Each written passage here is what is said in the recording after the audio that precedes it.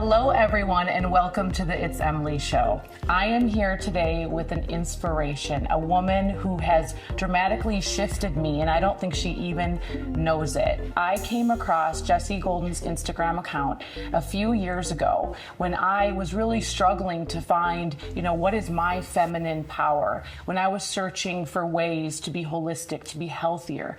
And this woman is on a mission. She is the CEO of the Golden Secrets. She is a mother, she is a wife, she is an advocate for all things great, and we are here today with her. So let's dive right in. Welcome to the show, Jessie. Thank you so much for having me. I'm so excited to connect with you. Me too. Midwest. Midwest. Yes, we found out we're both from the Midwest.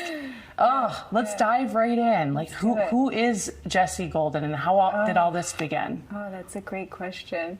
It's so interesting. I feel like we need to, give ourselves labels so that people understand where we're coming from. But I'm also trying to remove the labels. Yeah. So when you ask me who I am, I'm just trying to. The constant theme is just be the light and make every room brighter, whatever that means. That's like whether I'm. Being a mom or a wife or running a company or being an advocate or, an influencer and tying all those threads together, just trying to make the world a better place. Yeah, absolutely. And you're doing it. Oh, you are. You. Your page is amazing and it's thought-provoking and heart-provoking and you're honest. So awesome. Where did this start for you? So you grew up in Chicago. I grew up in Chicago. When did you come to LA? What did all that look like? Yeah, so I grew up in Chicago in the 80s, which is it was such an interesting, fun time. But looking back, I grew up on microwave dinners and fast food and that whole thing. But I had a really cool mom, and when I say cool, she was the owner of a dance studio. She was a single mother.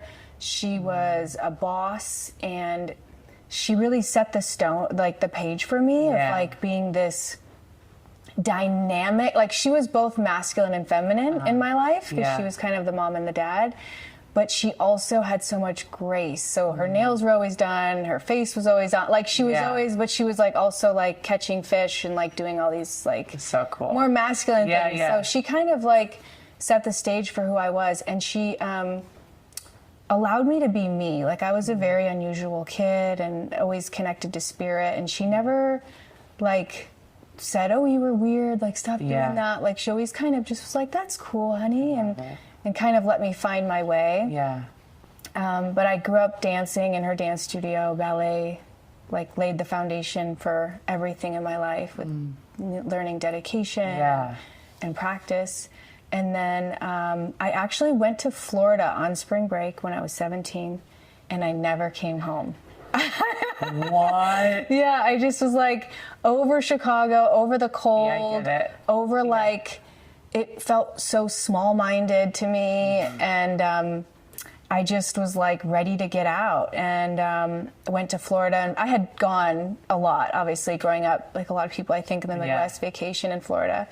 And I just ended up staying, and I've been on my own ever since. I've always been very independent, and then my aunt dragged me to a modeling contest, and I started modeling. I did childhood modeling, which I hated. I always hated modeling, which is interesting. Yeah. My whole career, I really had this love-hate with it because it gave me freedom, but I just hated that I was just being judged on the way I looked. I just thought it was so shallow. Yeah.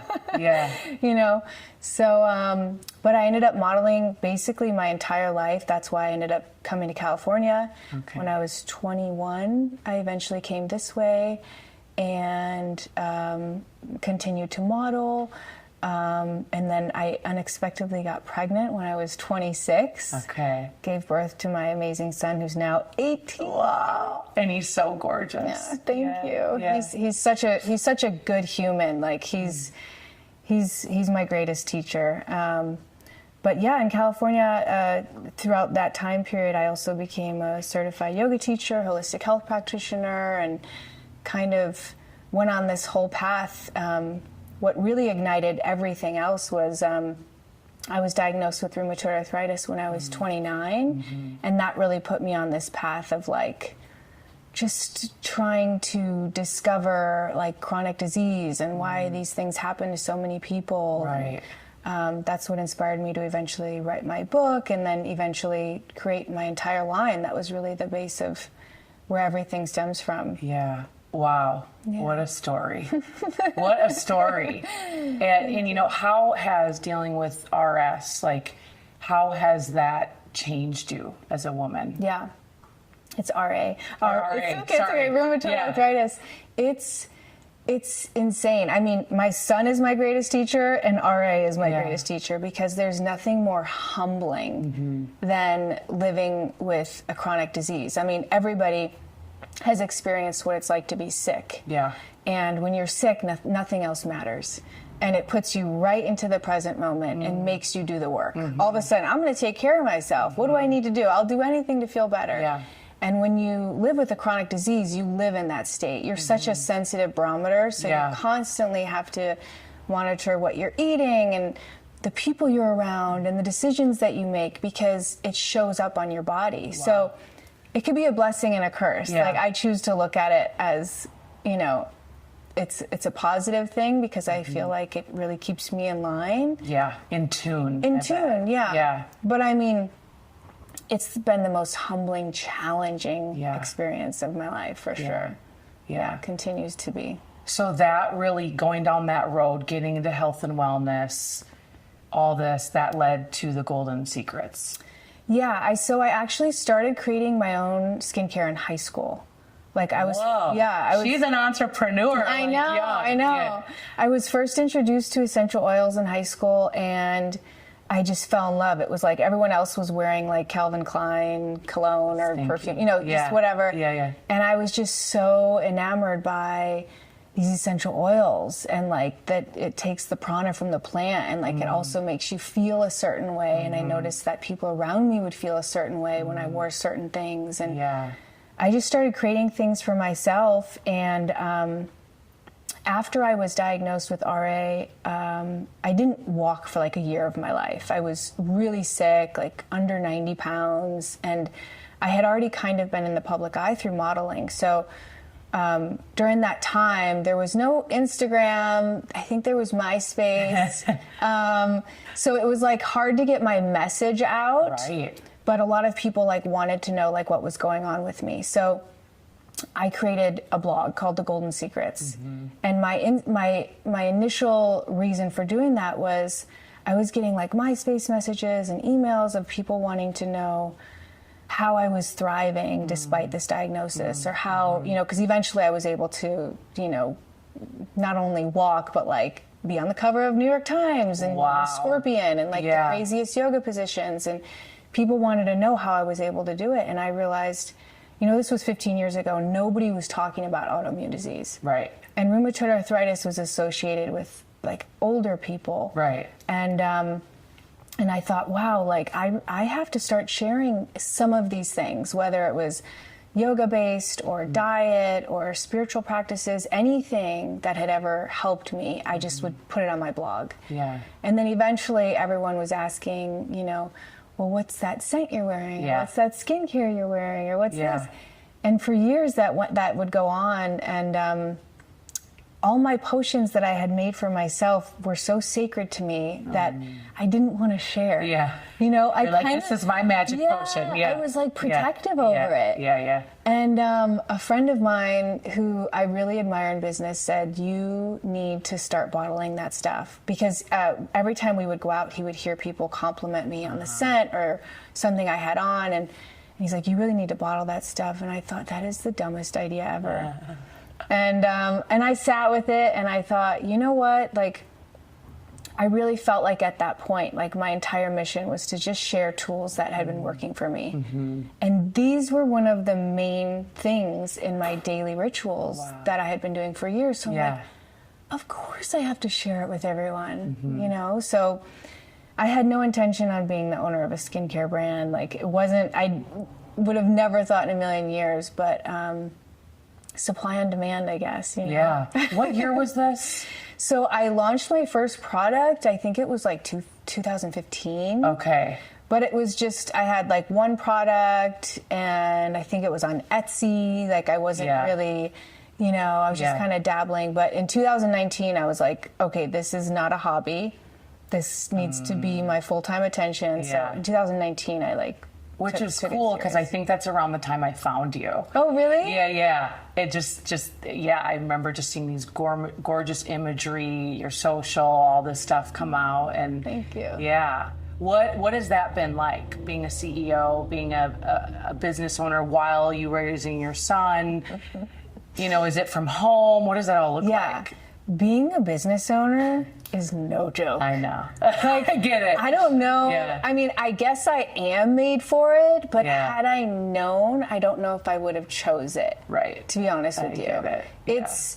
It's a hustle. It is like, it definitely takes a special type of person, because you never clock out. You wear 1,000 hats, and you have to be, there has to be something inside of you that motivates you. Yeah. Because there's so many hiccups. It's unbelievable. So it's been a constant learning lesson. One of the best things I did was start hiring good people around me, which I didn't do for a long time, because I just didn't have the money. Same. You know? So it's hard to bridge those gaps, like financially, I think is the biggest hiccup with small companies. Because big companies, just, you already have a team, and you have PR, and everyone's kind of doing things for you. But when you don't have that backing, you know, you have to kind of do it all in the beginning. So it's been challenging. Yeah, you learn a lot along the way. Learn so much. Yeah, there's so many people that watch this show that want to build something. They have a side hustle. They're moms. I get a question all the time from women. It's like, how can I be feminine, but I'm operating in business? Have you had to like learn and grow through that? What's your thoughts on all that? Yeah, I mean, I definitely feel like business for me is mostly masculine. Yeah. It's very masculine. I mean, when I get to be creative, then that's like the feminine side. But I think, you know, that's also why I chose like a really masculine husband, because in my relationship, I can be in the feminine. Yes. But yeah, I feel like it's a very masculine place to be, you know? Absolutely. So what's your day-to-day look like? You know, because I love watching you, like, you clearly are this amazing, you're so good at yoga, you practice yoga, you've taught yoga for how long? I got certified in 2008. Okay. Yeah. Okay. Like, you're just a goddess. Aw, yeah, you're just like glowing. Yeah, and you know, I feel like for me, being in a leadership position, I always go back to feminine things like massage, yoga, you know, just meditating in the sun, whatever. I feel like it really helps me become more feminine. Yeah. You know, what does your daily practice look like? Because I know everyone's like, you know, they're ready to, they're like, what does she do? I know. Well, I think you're right about the rituals. And, you know, I think we like preach what we need to like do ourselves. Yeah. And there's no like accident that I have an entire line based on self-care rituals, because I have to remind myself constantly to take care of myself, because I am a go and work. So I take a lot of like mini breaks throughout my day. And it does change based on like my needs, which I think is so important. Like I always say, ritual over routine.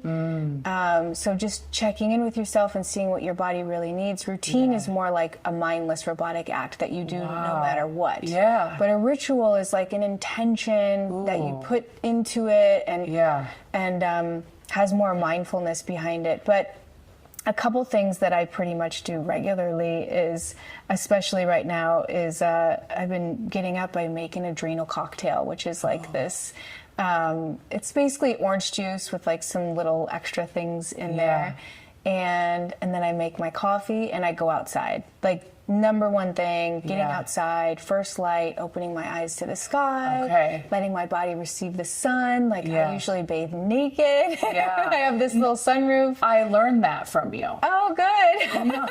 For real. Like you know, what's the term? Yoni bathing. Yes. Yeah. It's so good. Yeah. It's real. It's just, it makes sense. You know, before antibiotics, heliotherapy was the number one, heliotherapy is sun therapy, was like the number one treatment for all disease. And they still use it in cancer research. Wow. It's just, you know, you have to be mindful. I think a lot of people like to misinterpret what I say with sun therapy. Like, I'm never advocating getting burned. Right. Your body is so wise that it tells you when it's assimilated enough vitamin D, and that's right when your body gets flush. And that's different for everybody based on the melanin in your skin. So the darker your skin is, the more time you can spend in the sun without getting burned, and the more time you need in the sun to get efficient vitamin D. But especially allowing the sun to shine in places that normally doesn't get sun is so healing, and for women especially, for like uterine health and to eliminate like any kind of yeast infection. It's antibacterial. It's just like, so that's the first thing I do in the morning, which really wakes everything up. But I also love sharing that I think it's so important to open your eyes to the sky and look far, because we're looking close at our computer and our phone all day long, looking at blue light, which is horrible and damaging for your skin. So you want to look far and work those muscles, you know, to keep the eyes from getting small, because as we get older, our eyes do get smaller. So getting out into nature is a huge thing. And then I kind of after I do that, I kind of start getting into work. I'll start answering emails and doing all of those things. And then some other like little rituals that I do throughout the day. Obviously, I'll work out. Depending on how my body feels, like I'll decide. What's your typical workout? So I have like arm weights and ankle weights, and I'll usually just do like a ballet or Pilates thing with them on.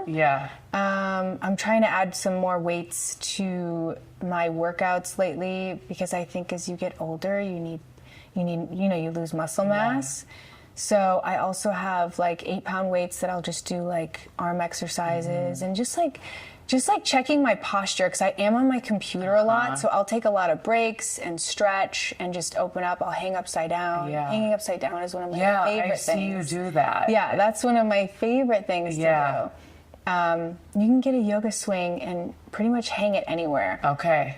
So it's a supported inversion, which, you know, in yoga we're going upside down all the time with handstands or headstands, but doing it on a yoga swing, it's supported, and it really doesn't take too much coordination. Like, pretty much anyone can do it. With a little practice. Yeah, a little practice.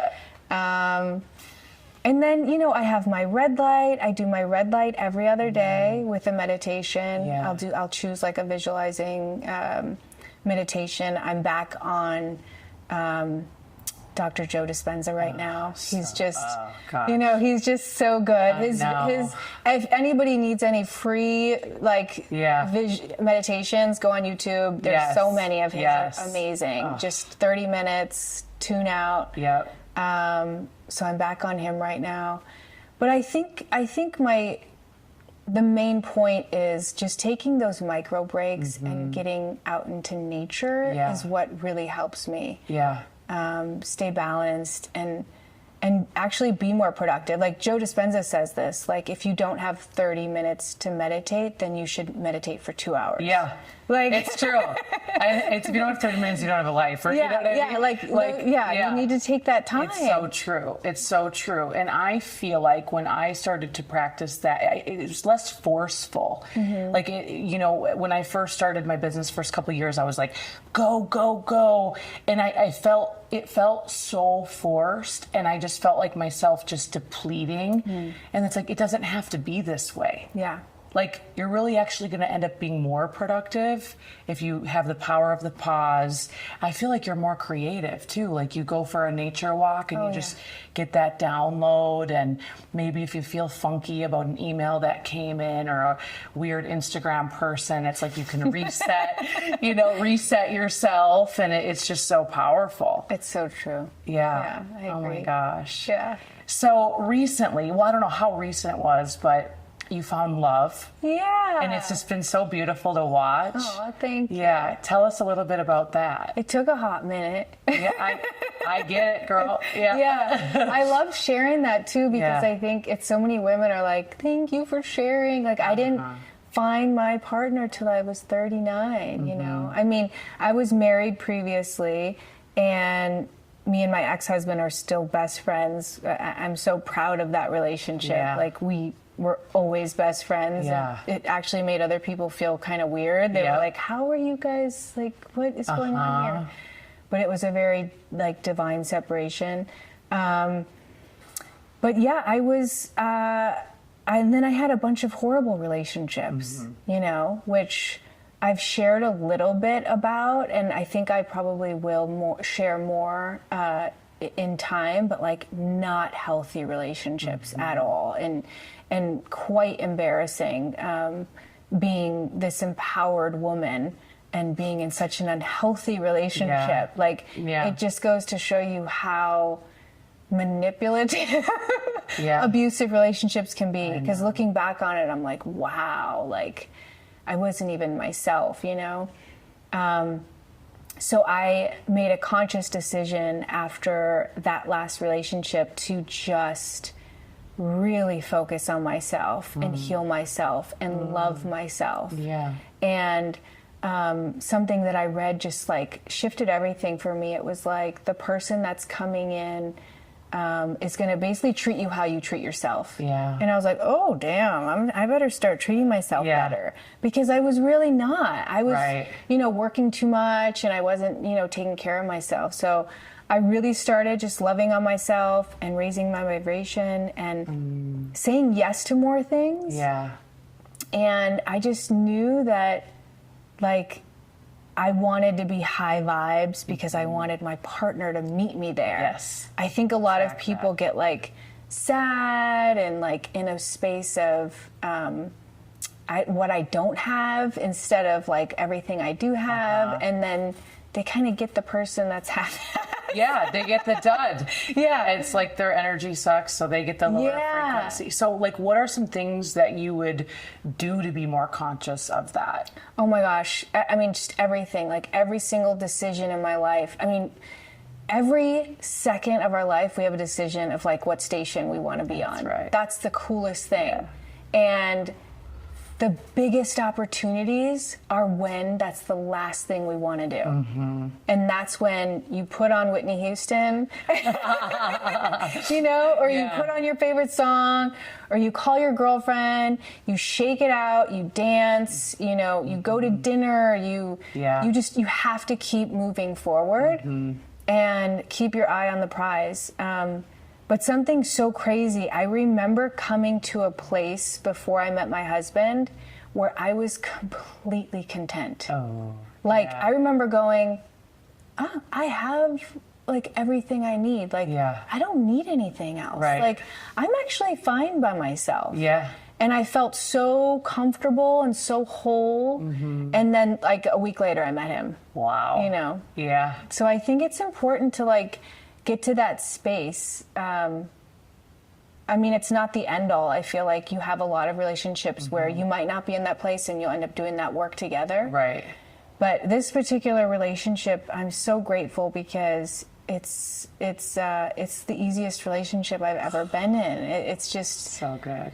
It's very, there's so much respect and communication and love and respect. It's effortless, yeah. Love and respect. I feel like as a powerful female, as a female that lives with massive intention, entrepreneur, all that stuff, it can be somewhat difficult for myself, other women I talk to find men that are going to level up. They're going to be more masculine, but at the same time, be feminine and open, of course. Yeah. But I found with so many women, so many speaker women, my friends, they struggle with that. And, you know, I think some of it is allowing. I know that's a big part for me just because of how I was raised with a single mom. And so I'm like, I got it. Right. When a man comes in and they're like, no, I actually want to help you. Right. Like, I would tend to push that away.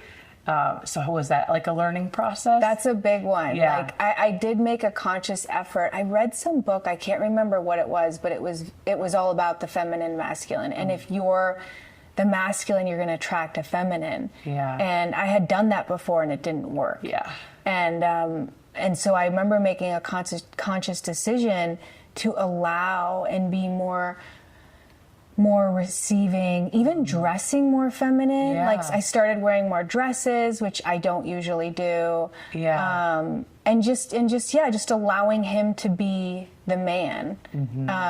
But in my particular situation, I think what makes such a huge difference, and this isn't for everybody, but my husband was raised by a strong woman.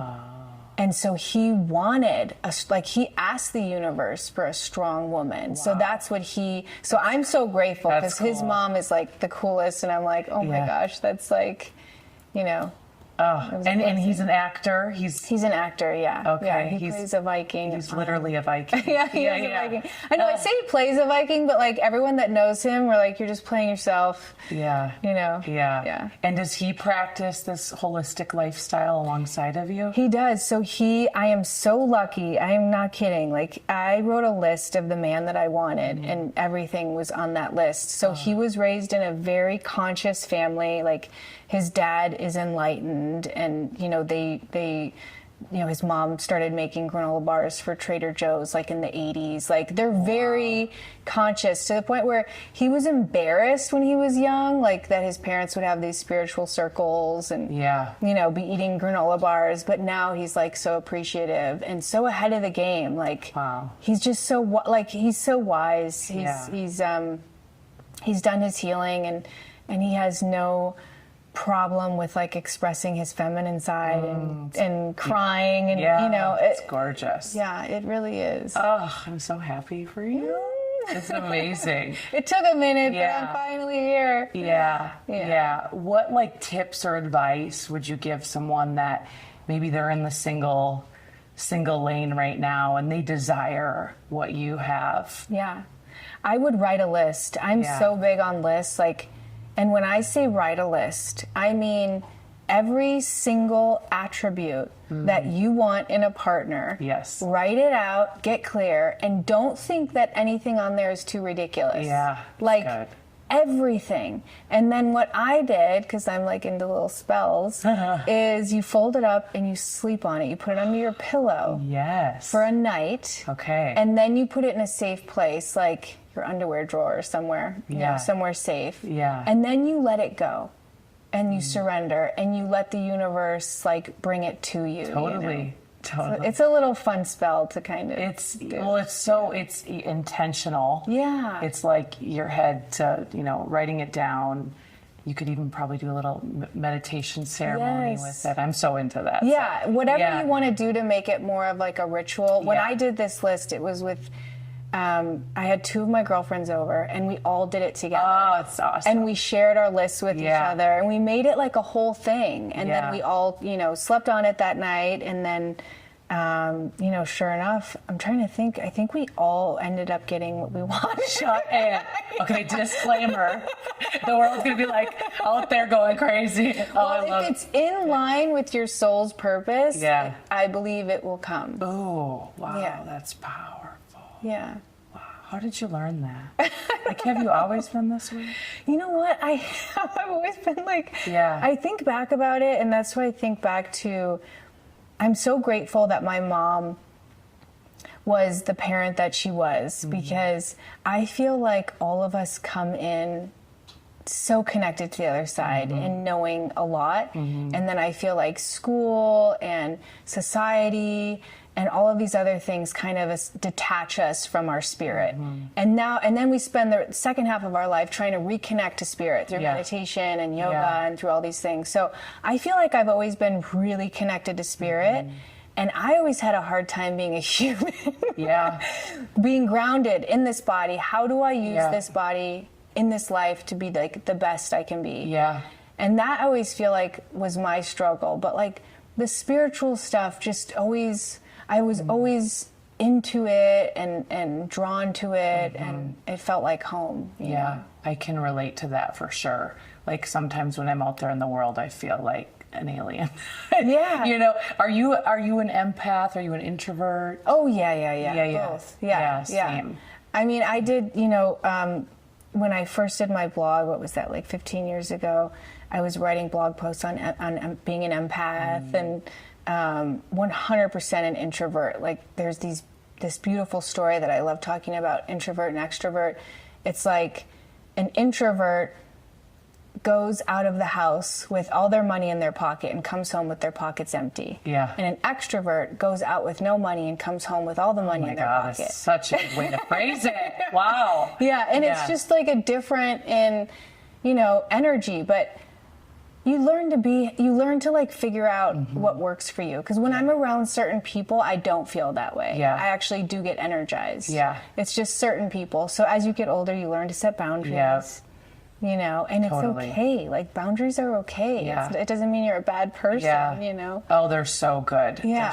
That's exactly what I've learned. Some people disrupt my spirit a little bit. I just get so drained, and other people I feel like we don't even need to talk and we can just be, and there's just this beautiful acceptance energy, and that's all. I think just having a high intuition, which I feel like you're super intuitive. That's why I feel like even with your book, like putting all this stuff that you've tried, that you've probably intuitively knew, like, I want to heal my body this way, and then wrapping it all in this book, comes from spirit, comes from your intuition, 100%. All that, which is so awesome. Yeah. I mean, I feel like we're given these obstacles, to find out like what we're supposed to do, and it depends on how do we want to handle them. Like, do we want them to destroy us, or are we going to use it, because I could have easily just curled up in bed and been like, I'm done. But it motivated me and it excited me. I was like, wow, okay, I'm able to, because I went to school after I was diagnosed, but I learned more having a chronic disease than I did going to holistic health school. Okay. So, that's why I choose to look at it as a gift. And I feel like I was given it to help other people and to share what I've learned, For sure. I mean, I know a lot of people that have diseases that have they just stay in their house. I mean, you just watch the years go by. Yeah. It's so much of it is your mental, your mindset. It's all mindset. Yeah. It's all mindset. And that's the greatest thing that I can like tell anybody, like whether you're dealing with a heartbreak or a chronic disease or like just some kind of struggle in your life, that is that's where the opportunity lies. Like everyone wants them to just go away, but that's the opportunity to practice everything you learned. And that's like the test. Like that's when you get to be like, oh, this is where I get to actually show that I'm a good human and I have, you know what I mean? This is how I'm going to utilize this, and this is how my response is going to be, and I'm going to create more light into the world, because every ounce of light we put into the world matters. Amen. Yes. What do you do on a day where you're down? Oh, I feel like you just sparkle. So it's so funny. I had a tough day yesterday. Did you? You know what I did? What? I went outside and I hugged a tree. No, it's beautiful. Yeah. I give it to Mother Nature. Yeah. I just give it, like, that's my go-to. Whether I used to live on the beach, so I would go, stand in the sand and like just have those negative ions like directly on your feet. It just absorbs everything. Touching the earth, hugging a tree. I think it's important to like allow things to pass through you instead of holding on to it, So if you're having a tough time, acknowledge it. Yeah. Let it out. Yeah. And then move on. It's when we sit in that space that it can become really toxic. Right. Avoid. Yeah. Work some more. Yeah. You don't address it. You don't communicate. Right. I know that I used to do that in relationships where I was like, I don't do drama, so I'm not going to talk about it. When in reality, like, it festered and then it exploded. Yeah. Yeah. Acknowledge it and then, reassess. Yeah. Yeah. For sure. How is all this, like, I feel, and obviously I don't know your son, but I feel like I've watched a little bit of his journey, and you guys seem so close. We are, yeah. Like, Well, we are, you know, because he was raised by me. Yeah. You know, my ex-husband was obviously involved a little bit, but you know, it's a blessing because I've chose to look at that as a blessing too. His birth dad was not involved. Yeah. But you know, I think it enabled us to be really close, and there was no one for him to like pin. I think sometimes when there's two parents, the kid can like learn to manipulate. For sure. No, for sure. There was none of that. There was no one to like put on a show for, because it was just him and I. So like we always had just a really good relationship. And now he's 18, which is crazy. Yeah. And yeah. I think I heard one time in one of your interviews, like you were modeling, you were like breastfeeding, like how, you know, my heart, because my mom, I'm the baby, and she made it happen. Yeah. And so like for single mothers, you know, but I remember hearing something about that in an interview. Were you like modeling and you had him and you were showing up at a gig and you had to like breastfeed or... It was insane. Yeah. Like, I don't know how I did it because I had no financial support or physical support. So I would actually clean my friends' houses, like, just to get like tokens for them to watch Cleo in case I needed them. Wow. So I would just like, don't pay me, give me the keys, I'm just gonna clean your house for you at work. So I would do little things like that, bring Cleo with me and just go clean their house really quick. And then I can like have these like tokens add up because I couldn't really like afford, you know, a sitter either. Right. So I would drag him on auditions with me. I breastfed him till he was 4. So there was a lot of breastfeeding going on, whether I was pumping at work or, you know, bringing him with me if I was able to bring him with me. Yeah, I don't know how I did it. I looking back, it was very unhealthy because I think I was living in survival for about 10 years. I was literally in fight or flight all the time, which, you know, probably could have triggered the RA as well. Yeah. Just being in that constant state of stress. But that also gave me like the adrenaline and the energy I needed to get through it. Right. Because it was crazy. But he was my main motivation for everything. Yeah. Like, you know, luckily I was able to support him through modeling, and it enabled me to be a full-time mom. I always said I was a full-time mom and a model. Like, I made a living as a model. Yeah. But like, I wasn't working every day. Right. So I got to be with him all the time.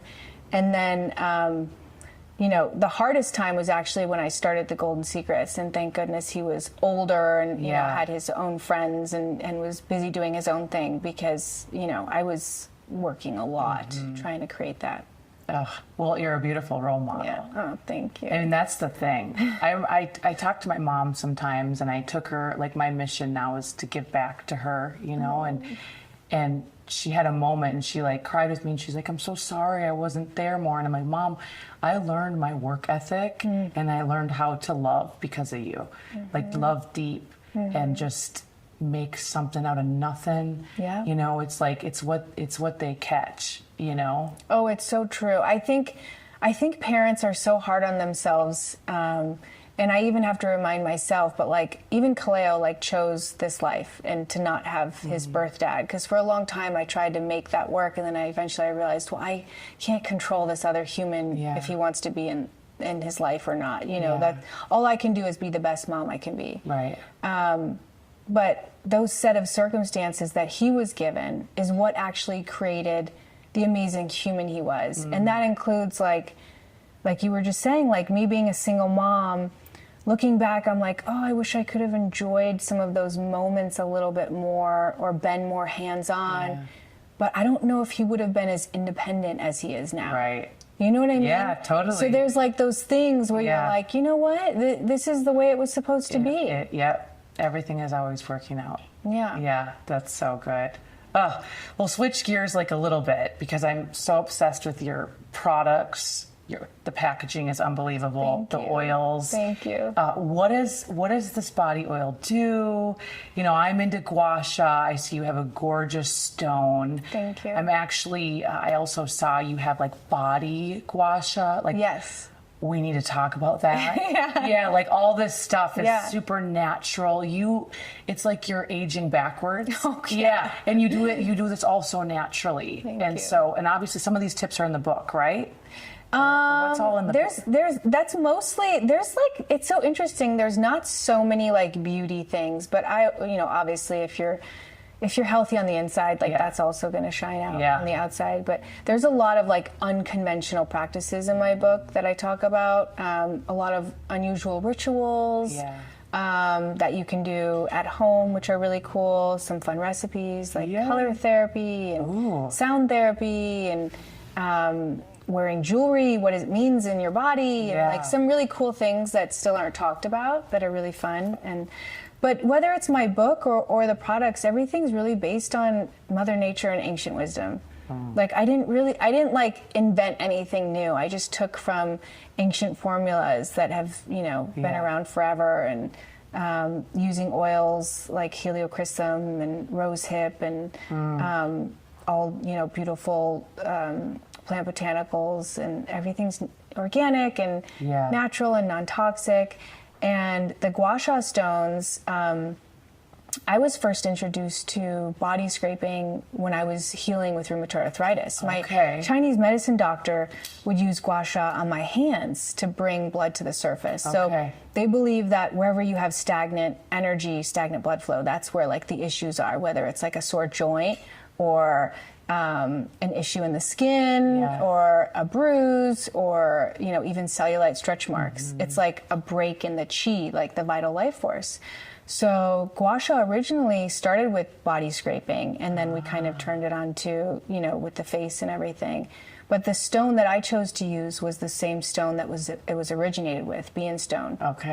And that in itself is so healing and so powerful. The stone has healing trace elements and negative ions, and it's such a beautiful practice to do with the oils. Yeah. Do you do it every day? I don't do it every day. I go through phases where I'll get into like a sequence of things, and I'll be like, okay, I'm doing this all the time, and then I'll kind of go off for a little bit, and then I'll be like, oh, I need to work on this. But I think at least once or twice a week to keep things moving. To keep the flow moving. No flow, no glow. No flow. Yeah, that's right. You are our glow queen. You literally are our glow queen. Thank you. I'm so grateful for how you show up in the world. Thank you. You're like the definition of resilience. Aww. You are. Thank you. It's really inspiring to watch. And Thank you so you're much. a gift. And where can people connect with you? So I think social media is, Instagram is the easiest, but I'm on TikTok a lot. Are these you days. now? Oh okay. yeah, She's got her TikTok game. I'm on TikTok a lot. Yeah, I'm enjoying TikTok actually. The algorithm on Instagram is annoying. It's a funny one. Yeah, I like TikTok because I don't know. I feel like you could share in a more organic way. It doesn't have to be so curated. Right. And the videos get shown to you based on what you like. So even if you posted something 10 weeks ago, it could pop up on your feed. Right. So I like that. But yeah, and then thegoldensecrets.com is my skincare. And then I actually just launched jessiegolden.com where I share which was the actual original goldensecrets.com, anything and everything that I love outside of the Golden Secrets. Like all my biohacking stuff and supplements and all that stuff. Okay, we're running there. Yes. Well, thank you for being here. Thank you so much for having me. I just gained another friend. I know. I'm so excited. So grateful for you. Thank you.